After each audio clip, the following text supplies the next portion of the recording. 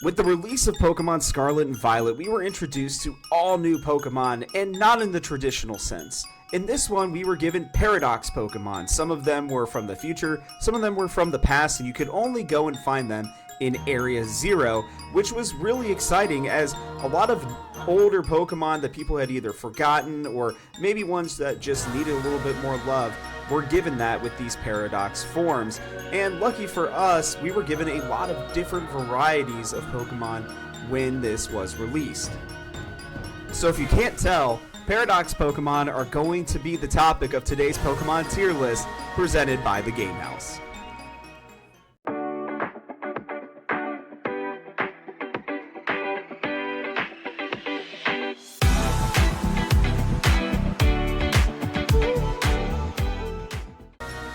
Welcome back, everybody. I'm Rob, and that's right, we are going through Paradox Pokemon. I've got it up here on the tier list maker, and as a reminder to some of you, yes, Koraidon and Miraidon are going to be considered Paradox Pokemon. If you've played through the story, you know what we're talking about, but we wanted to make sure that we got that out of the way before we got started. The other thing that we wanted to do was make sure to ask you to like and subscribe on this video, as we're putting out Pokemon content almost every single day. And if you like these tier lists as well, they're coming out every single Saturday. So make sure that you hit those like and subscribe buttons. Also, let us know in the comments section below where you think we may have missed. Are some of these Pokemon rated too low? Are some of them going to be rated too high? It's all going to depend on our criteria, which, well, we might as well let you know what that's going to be now. In this tier list, we're going to be taking a look at mostly just the looks of the Pokemon and their new typing, and seeing if it was actually helpful to them, as well as, again, just the aesthetics of these Pokemon, because some of them were very liked and others were maybe a little bit questionable, and that's why we make these tier lists, is to give some opinions and see how you guys feel about them. But with that, let's stop wasting time and get into it. And we're going to be starting with Great Tusk, one of the Pokemon that you could get in Scarlet. And look, this Pokemon is, the past form of Donphan, something that a lot of people were really interested in, and it was a big part of the story, especially with Donphan, interestingly enough, getting two different variations. And Great Tusk is a really fun design. The bigger tusks, as the name suggests, were good. The additional coloring of it, and it still made it feel like it was a Donphan. You didn't really question, what is this Pokemon? It was fairly obvious from the start. And along with that, it also was given Fighting type, which was very nice as well, in terms of the fact that it gave you a lot more offensive movesets while still being pretty bulky. It's just generally a pretty good Pokemon, and because of that, we're going to be putting it up here in A tier. Not necessarily S. It could have been S when we were trying to make this tier list initially, but it got pushed out by a couple other Pokemon. We'll see how we feel as we continue on in the video, but for now, that's what we'll be starting with Great Tusk. After that, we're going to be heading to the counterpart, which is Iron Treads, a Pokemon that a lot of people who love the future designs even still seemingly felt 50-50 on, based on what we were looking at and seeing on Reddit and on Twitter. And it's not a surprise because it doesn't feel the same as the Great Tusks, just because of the fact that it doesn't necessarily have that Donphan design. You could easily have convinced somebody that this was a different Pokemon that kind of felt similar to Donphan, but not only that, the Ground Steel type didn't necessarily help Donphan as a Pokemon all that much, just because of the fact that it gave it a few more weaknesses, and it didn't really necessarily give it a better moveset entirely. So because of that, we're going to be placing it down here in the D tier list. Now, we're going to head back. If you can't tell, we're going to be going back and forth between Scarlet and Violet. We're going to head back over to Scarlet, and we're going to be looking at Screamtail. One that I think really shocked a lot of people was that Jigglypuff was getting a new form. Not Wigglytuff, not a third evolution, not even Igglybuff. They went with Jigglypuff, and that's not entirely surprising when you think about the fact that Jigglypuff had a big role in the anime, obviously, and it was a big part in Super Smash Bros. So not a huge surprise that Screamtail was in this game. It was giving a fairy psychic typing, which was fantastic. The normal fairy is not bad by any stretch, but this typing is very similar to what we see with Gardevoir, a very competitive Pokemon, one that has a great moveset, and it made Jigglypuff a much stronger Pokemon by itself without even needing to evolve into Wigglytuff. And let's not even kid here, the design of it is a little strange. It has the fangs, it's got the weird hair, but at the same time there's some weird endearing portion to it that makes you feel like you could walk up to it and it would give you this maybe loving sense but then attack you as well. It's the cute and aggressive kind of Pokemon that you might not expect. So because of that, we're going to be throwing it up into the A tier, which again is probably going to be surprising to most people, but it's a fan favorite Pokemon and you can't really blame them. Next, we will be looking at Iron Bundle. Now, obviously Delibird is a goofy Pokemon and one that maybe didn't necessarily get all the love that it needed just because it was harder to get in Gen 2. It was a Pokemon that doesn't necessarily get a ton of attention other than it's in Pokemon Stadium 2 in its own game, and it's a Pokemon that's supposed to, symbolize Santa. Well, the thing is that they also, instead of having it being ice and flying, made it ice and water type. It made it a pretty good competitive Pokemon as well, and the new typing really helped it to have a better moveset, made it a little bit stronger, and it's going to be actually the first one that's going to make it up into the S tier because of this.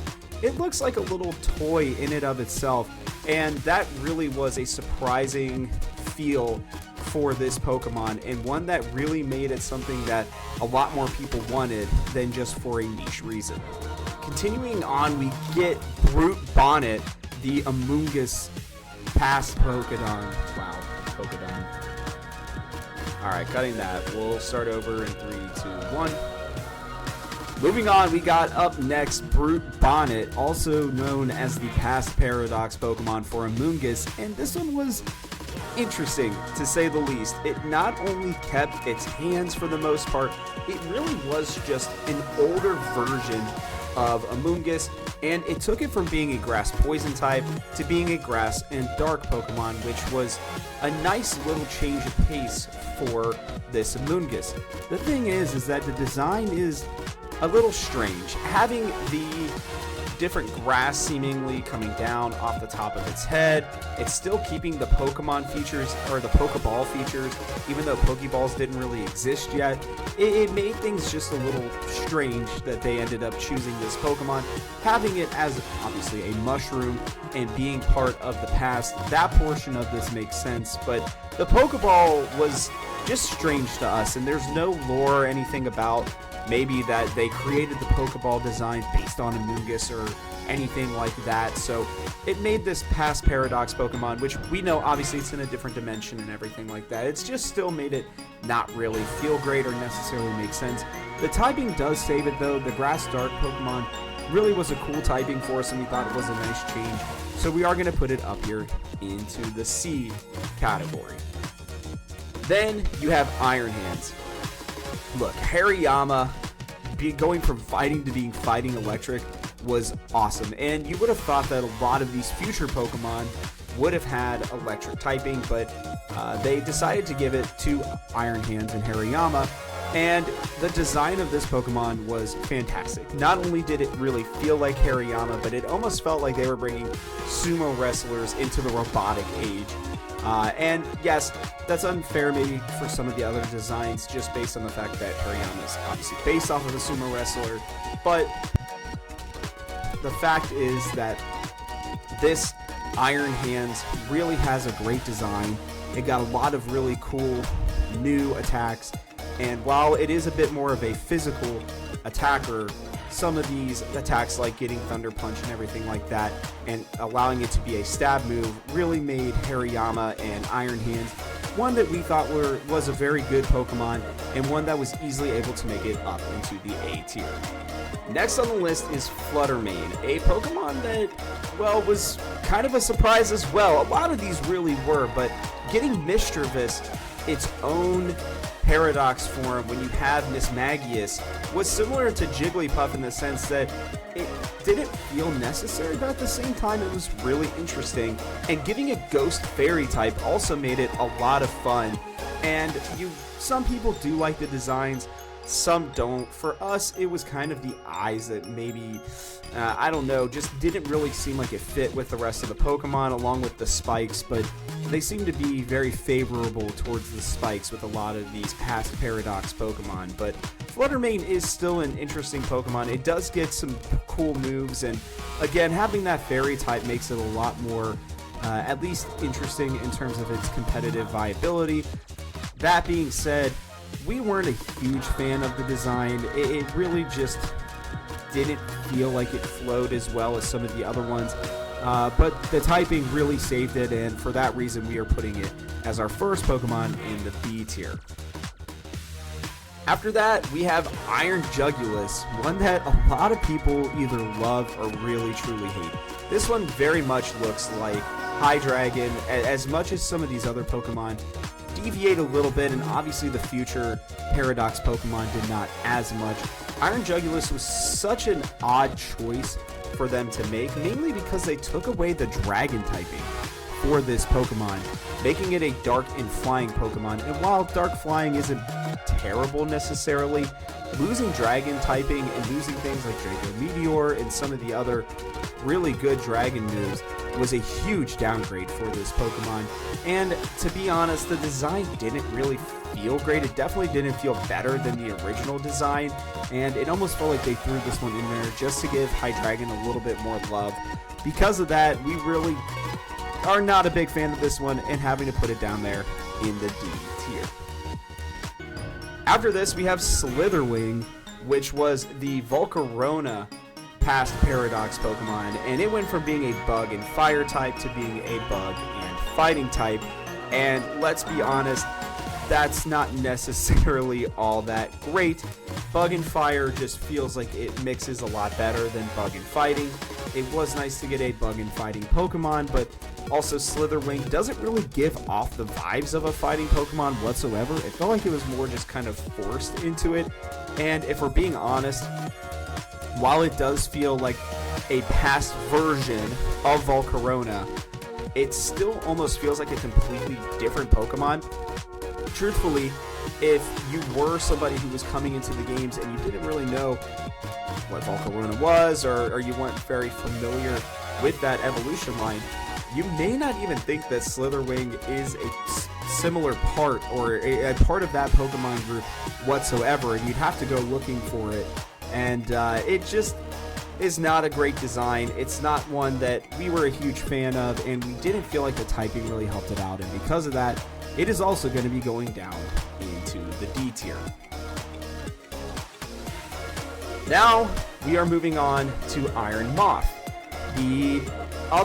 one of the other Pokemon that were able to get two different forms in both games. Iron Moth is definitely interesting, as it does away with the bug typing completely and turns into a fire and poison Pokemon, making it very offensive. We already thought bug and fire was. Fire poison was a very nice addition for this Pokemon, and the design of it is much better. It very much resembles Volcarona, as again a lot of these future Pokemon do. But not only that, it just had a really cool design in terms of the wings were separated while still giving the body the similar feel, and you could definitely see where the fire and the poison typing came from. The problem is that, like with a lot of these future Paradox designs, this one still just didn't end up hitting home for us. We felt like it was a solid one for sure, and the typing was really good, and we struggled between putting it in A and B tier, but we ended up putting it down here in the B tier ahead of Flutter Mane. After this, we had Sandy Shocks, which was, a lot of people thought this might be a fake Pokemon initially.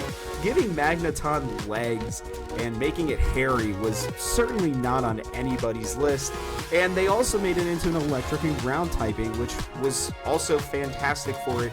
A really nice addition of moves for Magneton. Not that it necessarily needed it, and Magnezone's also a fantastic Pokemon, but it just still kind of felt weird having a metal Pokemon, one that's known for being technologically advanced, and one that was still even confusing to have in games like Pokemon Legends Arceus, let alone being a past Paradox form. It just didn't feel necessary. There were a lot of other Pokemon that they could have given an electric ground typing to, and a lot of other ones that could have had the Paradox forms, but the weird part about this is that the design is kind of funny, and the typing is really solid on this one, so we ended up having to put it here in the A tier just because of that. And while it doesn't necessarily make sense, it's okay because, again, the typing was good and the design was good enough.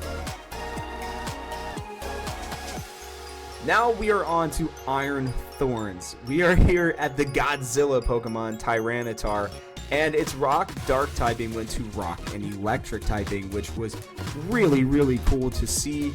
I'm blanking at the moment, to be honest with you. I shouldn't say we in this case scenario, but I couldn't remember if there was another Rock and Electric Pokemon right now for some reason. I don't think there is, but this typing was really cool. It gave this Pokemon a lot of interesting moves, without a doubt. And let's be honest, this is probably one of the better future designs. And maybe that's just because Tyranitar is such a cool Pokemon, but this one really fits well. The coloring on it is fantastic. And also, it just, again, really makes it feel like almost a futuristic Godzilla. This is going to be one of the few Pokemon that we are going to actually put right next to Great Tusks, mainly just because, again, the design was really good and the typing could not have been better. We're nearing the end and heading into some of the pseudo-legendary Pokemon, and we're looking at Roaring Moon, and I'm going to be honest, I had a really big influence on the ranking of this one, so if you guys are going to get mad, you can just let me know in the comments below, or if you're not liking this tier list, maybe check out some of the other ones that we have, because I think I'm going to offend a lot of people here with this one. Roaring Moon was a very interesting addition. We had the Dragon Flying type from Salamence, specifically Mega Salamence, which is what was really interesting about it, go to Dragon and Dark. And look, that typing is pretty solid, there's no doubt about it, but as somebody who loves Salamence, Mega Salamence was never one of my favorite Mega Pokemon, and when we end up doing a Mega tier list, you guys are still going to probably be pretty upset with me. I just don't like the lack of arms in that one. I'm glad that they added them in this one, but it still just felt like a very strange addition for them to go from the Mega form instead of just the normal Salamence form. And not just that, but the wings they just didn't feel like they made much sense necessarily, and I don't know, I just really struggled with this design. I think that the typing is fine and it's not going to go into the D tier, but we are going to put it down here in the C tier.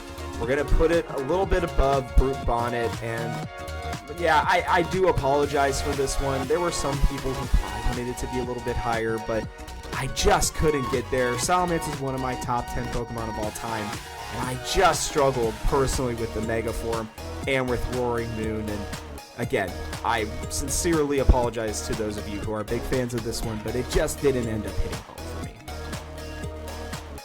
Now we've got Iron Valiant.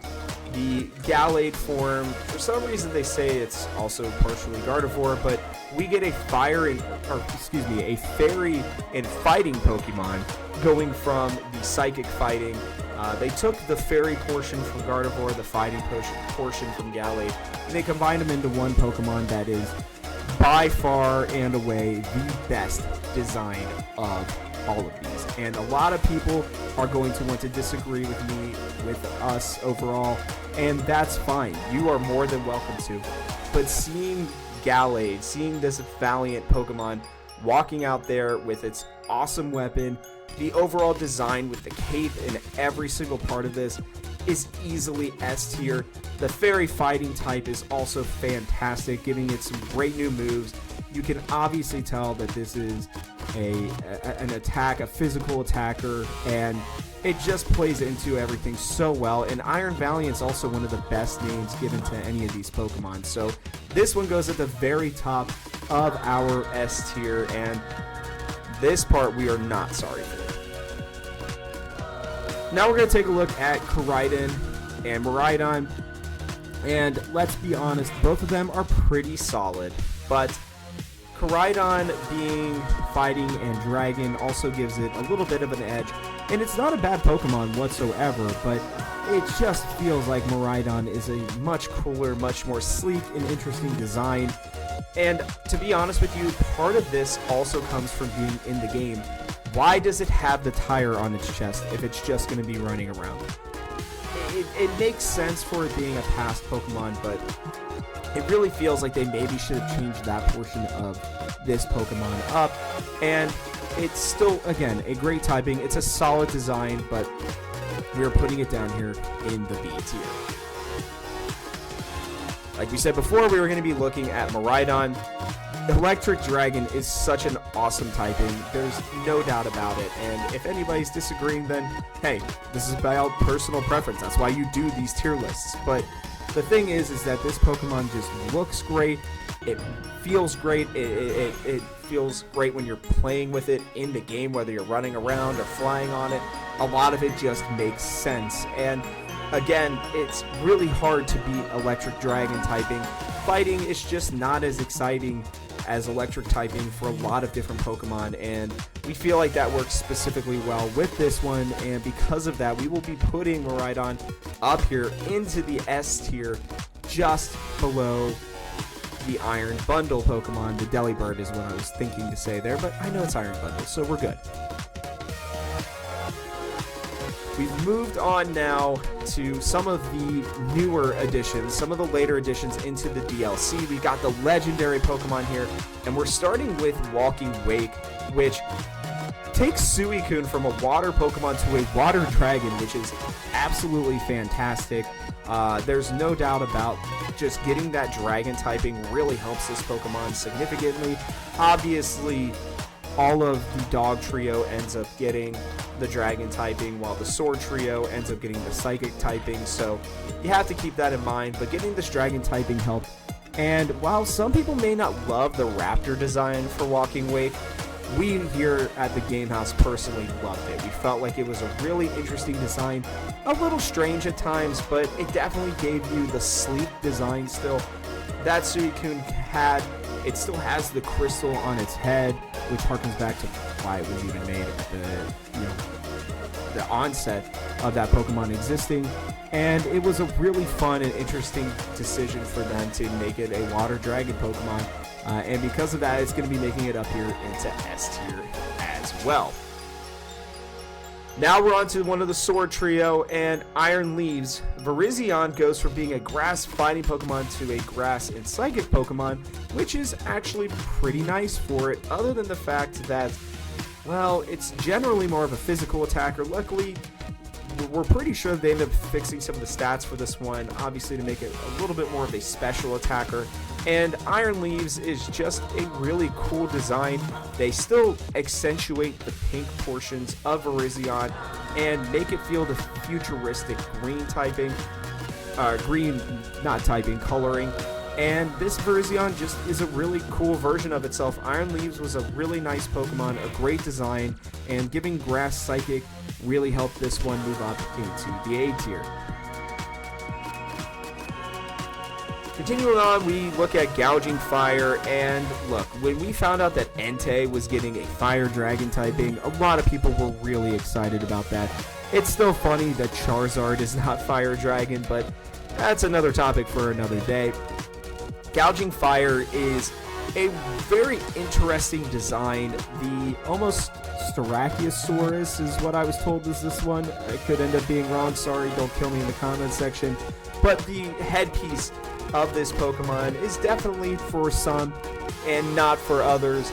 It's a little too beefy for us, and it makes it feel a little too primal maybe, especially for a Pokemon that has such an elegant design in the Entei. We understand that it did have its face plating and everything like that, obviously in its initial design, but this one just feels a little bit unnecessary. But the Fire Dragon typing really helps this out and puts it at the top of the B tier list. Now we have Iron Boulder, which Terrakion goes from rock fighting to rock psychic, which is really not a bad thing necessarily, but it doesn't help this Pokemon that substantially. Rock and Psychic just don't feel great together at times. There are other Pokemon with this typing, but there's just not much to really say about this. Terrakion had a really solid design to start, and the bulkiness of this one feels like it's taken out. Even though its name is Iron Boulder, the legs specifically are lacking for us in this design, and we don't hate it, but it really was not one of our favorites, and we didn't love the Rock Psychic typing, so we ended up having to place this one down in the C tier list. We're moving on to our very last past Paradox Pokemon, and this one is Raging Bolt, an electric dragon typing, very similar obviously to Miraidon, and Raikou goes from being just an electric Pokemon to really looking interesting here. Having the clouds going around its head, giving it such a long neck, at least a lot of these Pokemon you could see how they were potentially getting from one design to another one. This one feels like it's one of the most different designs of all of the Pokemon across all of the different Paradox typings. And we're going to be completely honest with you, we did not love the Raging Bolt design.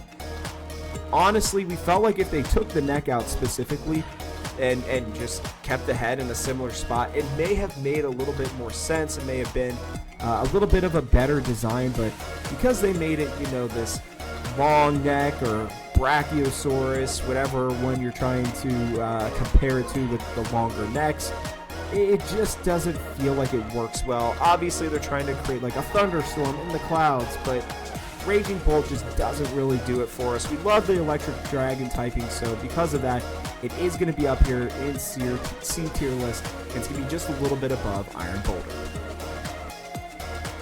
Now for the very last one in this tier list, we're going to be going with Iron Crown, and it goes from Steel Fighting to Steel Psychic, which is a great typing. Having Steel Psychic can do a lot of different things for you in the metagame especially. It covers a lot of different things. Having a Psychic type attack specifically to deal with Pokemon that are fighting types against the Steel type, if you can outspeed it, which generally Iron Crown can, that really helps significantly. And this one, they didn't really change much. They definitely felt like this was one of the more safer designs when they were coming up with Paradox Pokemon, but again, it's really not that bad. Like, it's a solid Pokemon, and what's going to end up carrying this one for us is that Steel Psychic typing. It's really good. The design is pretty solid, and because of that, it is going to be getting itself put up here into A tier, just to finalize this tier list. Speaking of finalizing this tier list, you guys are going to have to let us know how we did. There were a lot of controversial opinions that are going to be in this one. Surely a lot of people are going to be upset, but we tried to do our best to spread things out. We tried to do our best to give some of these Pokemon the love that we thought their designs not only deserve, but also just their general feelings were.